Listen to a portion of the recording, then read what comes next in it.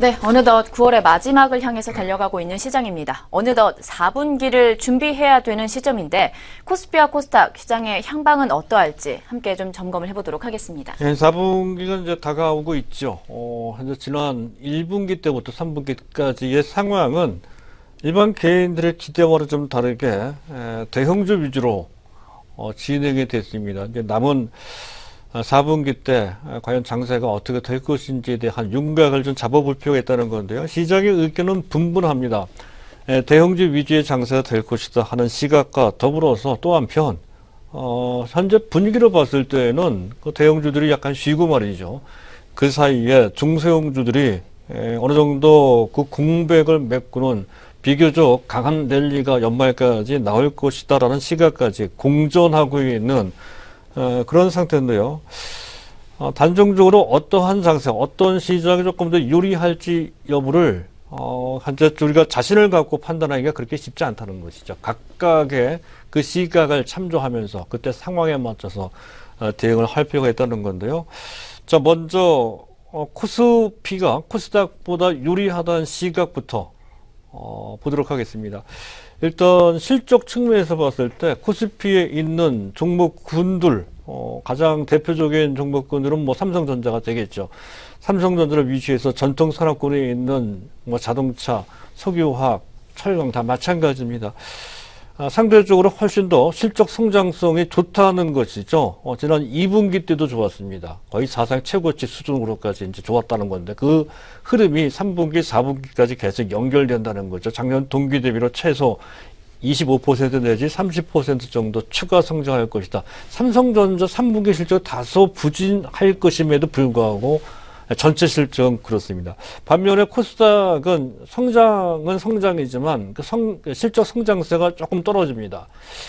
10 내지 15% 정도 그런 정도에 그칠 것이다 한다면 실적 모멘텀을 본다면 오히려 코스닥보다는 코스피가 유리하다는 것이죠. 그 얘기는 현재 대형주가 중소형주보다 유리할 수 있다는 얘기가 되고요. 또 현재 성장주보다는 현재 실적 가치주가 조금 유리할 수 있다는 것을 설명하기도 합니다. 또 한 가지는 최근에 그들 현재 중소형주든 대형주를 매수하는 기반인 펀드의 동향을 보면 트렌드가 있다는 것이죠. 여전히 지난 1분기 때부터 서서히 나타났던 최근까지 확장됐던 그런 트렌드는 저평가 종목들을 찾는다는 것이죠. 가장 중요하게 여겨지는 현재 중요하게 지금 판단하는 기준이 되는 지표는 제가 계속 강조드렸던 지표입니다. PBR입니다. 자산 대비 주가 가치라는 것, 주가 수준이라는 것이죠. 주가 수익, 자산 주가 비율이 낮은 종목들을 선호하는 그런 경향이 상당히 뚜렷합니다. 근데 그런 것이 4분기 때도 계속 나타날 것이라는 그런 전망이고요. 또 글로벌 최근에 트렌드를 보게 되면 현재 전통 산업, 에너지나 IT도 해당이 되는데요. 코스닥에도 IT가 있습니다만 코스닥 거대 IT 종목들은 코스닥이 아닌 코스피에 있죠. 삼성전자, SK하이닉스, 네이버 같은 종목들이 그에 해당이 됩니다. 그래서 코스피 그리고 에너지 또 산업재나 소재 이쪽도 코스피가 더 많죠. 그래서 글로벌 트렌드 관점에서 봤을 때도 현재 코스피가 유리하다 하는 그런 시각이고요.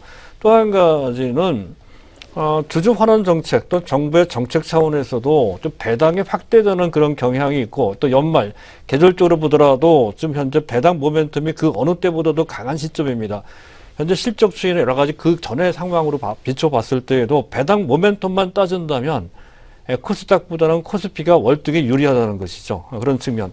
또 기관의 수급 변화도 현재 충분히 우리가 기대해 볼 수 있는 모멘텀이라 할 수 있겠습니다. 지난 7월 달부터 9월 달까지 즉 하반기 3분기 때입니다. 3분기 때 기관들은 무려 6조 5천억 원이나 시장에서 순매도를 했다는 것이죠.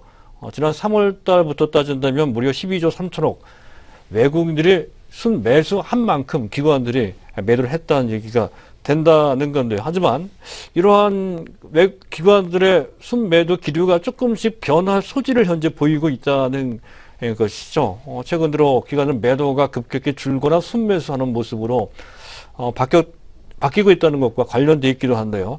최근에 펀드 환매가 여전히 나오고는 있습니다. 계속해서 지금 현재 7개월째 연속 펀드 환매가 나오고는 있습니다만은 환매 규모가 급격히 줄고 있다는 것이죠. 지난 7월 달에 1조 5천, 8월 달에 1조 9천억 정도 투례됐던 환매가 지금 9월 달 거의 다 갔죠. 9월 달 현재 8,500억 원 정도로 지난 2달보다 한 절반 정도 수치로까지 가만히 따지고 보면 그때 당시 7월 달 내지 8월 달보다 지금 현재 종합지수 위치는 더 높습니다.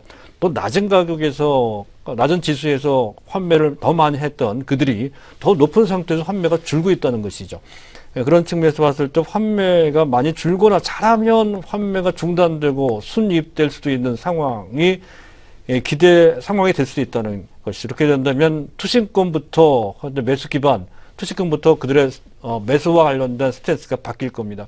그런 측면이 분명히 있다는 것이고요. 또 한 가지는 삼성전자 자사주와 관련돼서 자사주 매입 프로그램이 어제 그제로 종료가 됐죠. 그렇게 된다면 단기 매물, 삼성전자 자사주 매입 때 그와 관련해서 단기로 시세 차익을 냈던 외국인 또는 기관의 매물들이 자사주 매입을 통해서 현재 상당 부분 소진됐다고 한다면 현재 삼성전자에 국한된 얘기긴 하지만 단기 현재 차익 매물 압박은 상당 부분 해소된 것으로 볼 수 있다는 것도 수급에 상당히 도움이 될 수 있는 것이 실제로도 삼성전자가 그 이후에 잘 안 빠지고 있는 그런 모습을 확인할 수가 있습니다.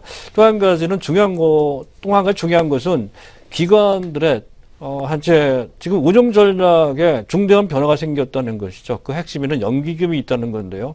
운용 방침을 그전 액티브 중심, 현재 펀드 매니저가 자율적으로 종목을 선택하는 그런 그 운용 전략에서 지금 시장을 추종하는 지수를 복사하는 쪽으로, 지수를 추종하는 쪽으로 전략이 좀 바뀌고 있다는 것도 또한 그렇습니다. 또 한 가지 재밌는 것은 기관들이 현재 2분기 앞서 말씀드렸던 것은 6조 5천억 대규모로 순매도를 했다고 하지만 그 사이 외국인 기관 일반 개인들을 이 3자 주체를 놓고 봤을 때 가장 수익률이 좋았던 주체는 가장 많이 매도를 했던 기관이었습니다. 기관들이 무려 약 13% 정도의 아주 좋은 수익률을 냈다는 것이고요. 참고로 외국인들은 그 사이 물론 외국인들이 가장 순매수를 많이 했죠. 그들이 매수한 종목을 통해서 올린 수익은 불과 2% 정도밖에 되지 않았다는 것이고 일반 개인들은 약 11% 정도 오히려 손실을 봤다는 것이죠. 그래서 기관들의 운영 전략이 상당히 효과적이었다는 것을 알 수가 있고요. 그들이 주로 이제 순매수했던 종목들이 최근에는 이 현대차, 현대모비스 등까지 같이 매수를 하고 있습니다만은 삼성물산, 삼성화재, 현대중공업, 두산중공업, 포스코 같은 종목, 대한항공도 많이 매수했고요. 또 현재 은행주들도 각각 나눠져 있기 때문에 잘 보이지 않습니다만 합치면 상당히 많습니다. 은행주도 같이 매수했다는 건데 전통 산업 위주로 낙폭과대에 있거나 장기적인 낙폭과대 그리고 가치주로 많이 매수했다 하는 것을 알 수가 있는데 이러한 트렌드는 아마도 4분기 때까지 계속 연결될 수 있다라고 하는 시각으로 현재 지금 현재 당장은 낙폭과대 개별 종목이 움직이지만 결국 전체를 놓고 본다면 현재 대형주, 즉 코스닥보다는 코스피가 유리하다는 시각을 제시하고 있는 그런 상태입니다.